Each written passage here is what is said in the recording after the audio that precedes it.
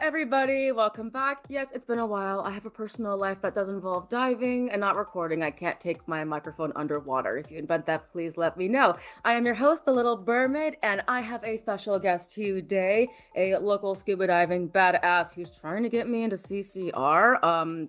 If y'all want to send me some money so I can afford to take her up on that offer, please also let me know. Welcome to the podcast, Ashley of Jade Scuba Adventures. What's up? Thanks for having me. And we are here for an incredible story that I cannot believe actually is true. It's one of those, like, what the fuck appears on NPR kind of things because it's that out of this world.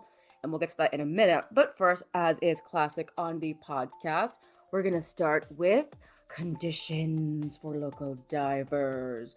What can we see? Ashley, you were just on the coast of Washington, the mecca of scuba diving. How were the conditions for diving, would you say? Well, up in the Strait of Juan de Fuca last week, it was pretty nice. We had some good 20, 30-foot viz on some of the dives, but then we also had some dives where the visibility dropped off to like 8 foot. So it just depended on the day. The Puget Sound is about the 10 to 15 foot range, and then the Hood Canal was very murky in the shallows. Like the 3-foot brown muddy water, and then as you drop down towards the 100-foot range, I think it cleared up about 30 feet deep to about 15 foot, but it was very dark. But Lake Crescent, it's gorgeous, 70-foot visibility. Yay, a lake where there's no nudibranchs, where there's no sharks, where you have one fish that gets in your face like, what? I've never been mean mugged by a fish so hard than this goddamn trout. What the hell? What the hell? Special. They're stupid. And they eat coconut salmon, which are local. So you know what? Fuck you, trout. I'm going to fillet you for dinner. Fuck you. Over here in Seattle, too, it's not much better. It's actually worse. Although last night, those reports were about 20 feet, 15 feet at depth. But the first, 20, 30 feet is literally Puget soup. There are reports of 6 gills. People have been getting super lucky. So if you aren't diving, get out, get there. Later is better. And try to go in smaller groups than bigger ones. It seems to help a bit more. And keep an eye out for those dogfish. They are harbingers of the sharks. Speaking of diving, we also love to do a segment on this podcast talking about ocean news of the world. The world. So Ashley, did you hear? There's a brand new documentary about this incredible shark scientist who swoops into Hawaii, and because all the people on the island, the native Hawaiians, aren't doing a damn thing to help sharks, and she saves the day and saves all the sharks. Have you heard of this? I have not. I'm interested to hear about it. Okay, have you heard of Ocean Ramsey? Yes. What are your thoughts? Interesting individual. I am not a big fan, honestly, because I think she does a lot more for the media attention than the actual biology side. Wait, what do you mean? I thought the best way to protect sharks was to go up to them and smack them across the face. Are you telling me this is an inefficient scientific method that hasn't been peer-reviewed? Oh my gosh. Oh my gosh. I had no idea. It's funny, too, because I did know a local diver here who pet a shark, and to this day, she still defends. No, the shark liked it! What do you have to say to people who think that petting a 20-foot-long, potentially man-eating predator, what would you say to that? My question is to them, how would you like somebody coming up in your face and putting their hand on your face? And most people are like, I wouldn't like that. I said, so don't do it to any animals either. Mm-hmm. Unless you're like, kitty, come. My cat likes to come and put his face in my face in that case. But we have a consensual relationship because he's my baby. And you've developed that relationship. Over time. Permission. And you know when to back off from that specific animal. Whereas exactly. Wild animals don't have that relationship built. Yeah. Plus, I don't know if you heard, but she tried to claim in the documentary there was that she was the reason this bill got passed in Hawaii to ban shark fishing or something like that. Actually, that was mostly the local native Hawaiians, so the indigenous population, and she actually kind of demonized them in the documentary. Wow. So very white saviorism. Blonde lady comes in because the brown people on the island don't know what to do for themselves. Like, what the heck? I mean, it's very tacky. Very tacky. It sounds like it would be. Yeah. So, in case you didn't know, people, this documentary is out. I recommend don't watching it. And if you want to learn more about the efforts of the Hawaiian people, I will put links in the bio because the work they're doing is fantastic. And they are the native stewards of the land with generation of cultural awareness and reverence for these animals. That is not diving down, grabbing their fin and going, yeehaw! Final thoughts. You know, the greatest way to remind people is leave no trace on land, leave no trace underwater. So don't touch anything, take only pictures, leave only bubbles. I like that. And on that note, you left something in the water a while back, didn't you, that you thought you'd never see again?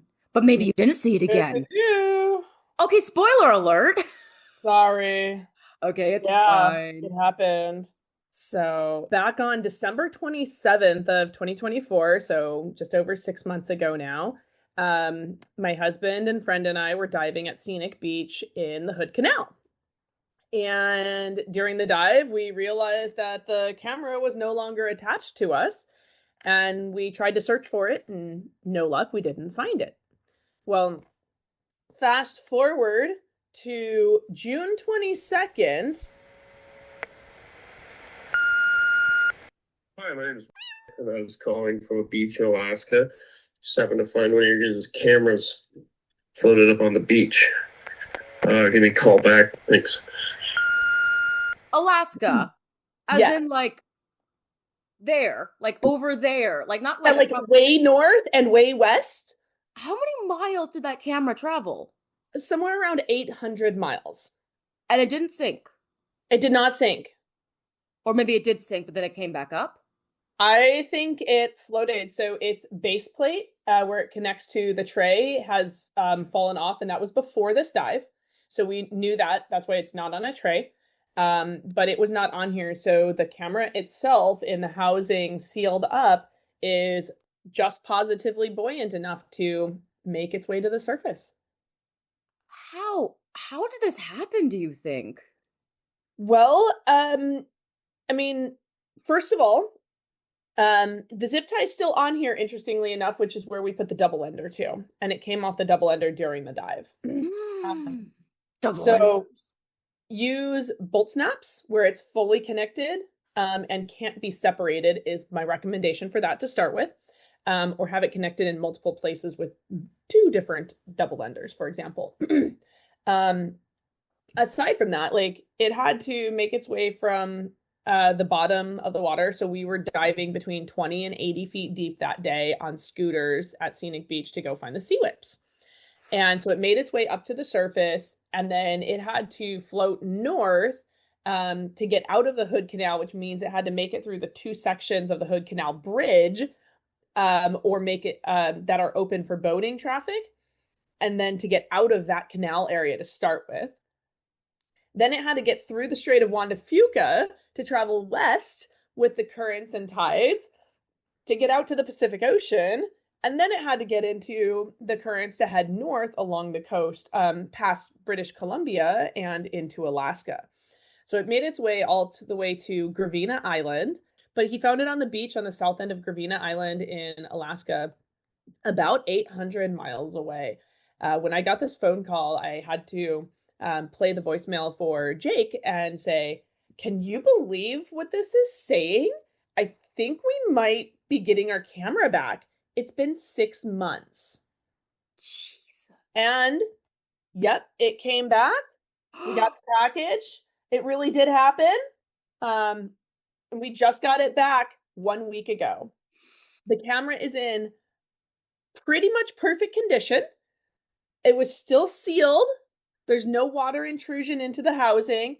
And the only thing that was different is one button on the back was twisted, but otherwise totally fine and still functional.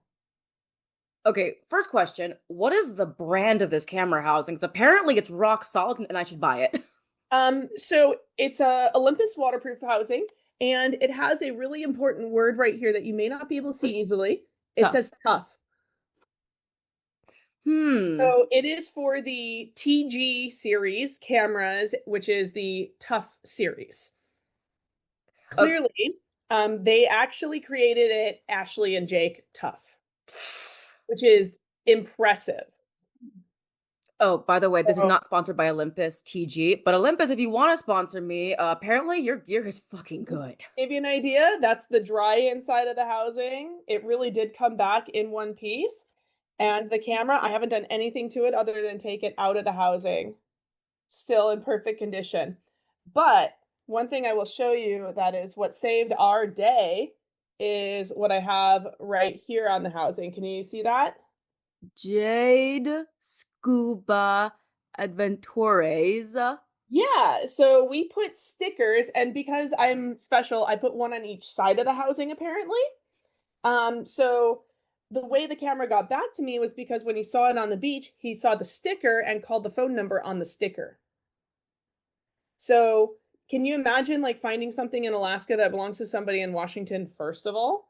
No. But second of all, like even if he were to post it in the local groups on social media, put it out to his friends and family, nobody would have gotten the camera returned.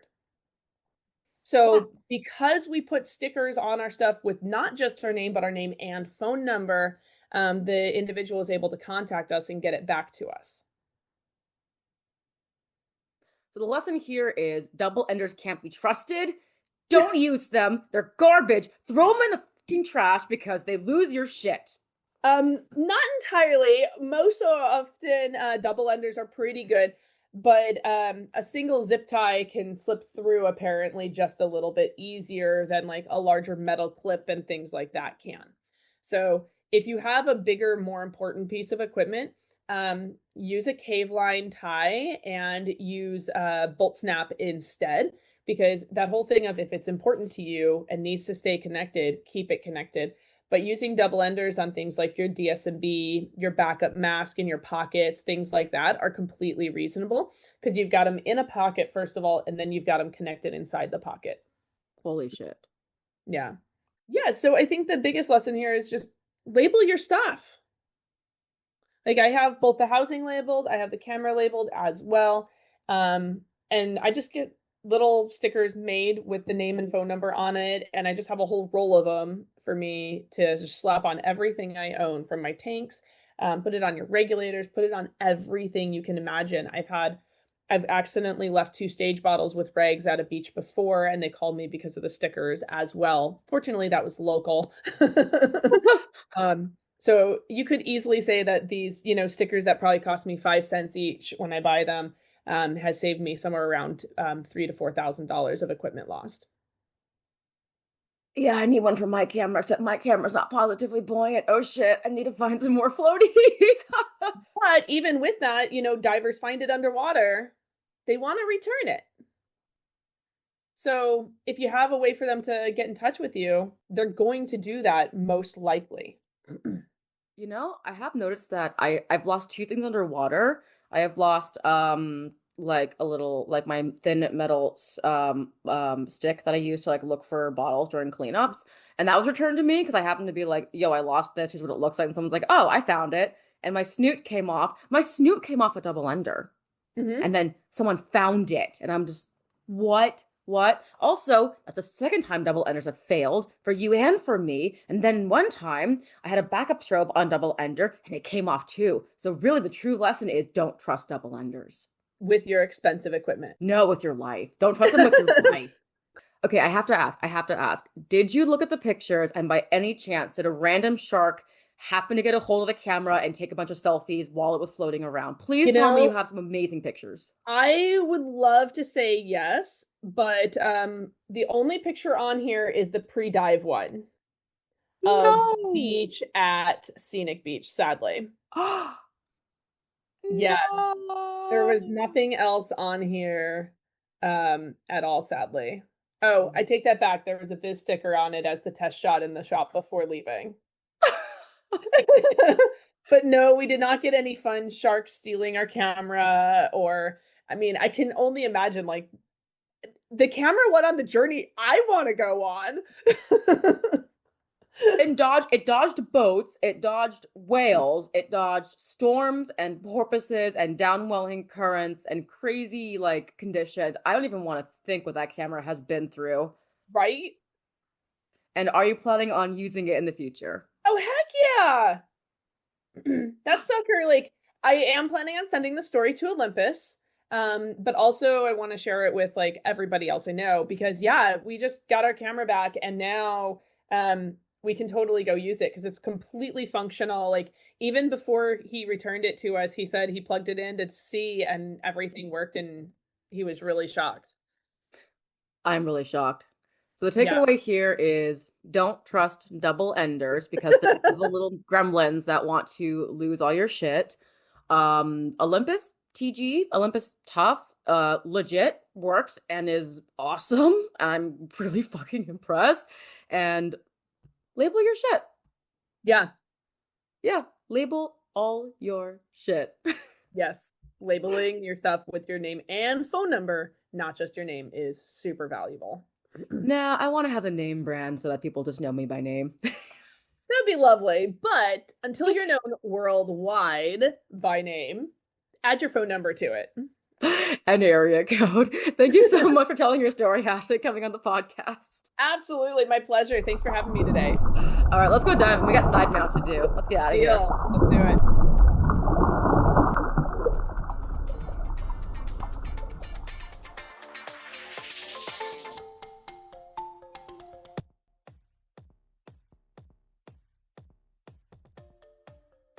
Jake, how's your voice acting? Oh, camera recovery. There we go.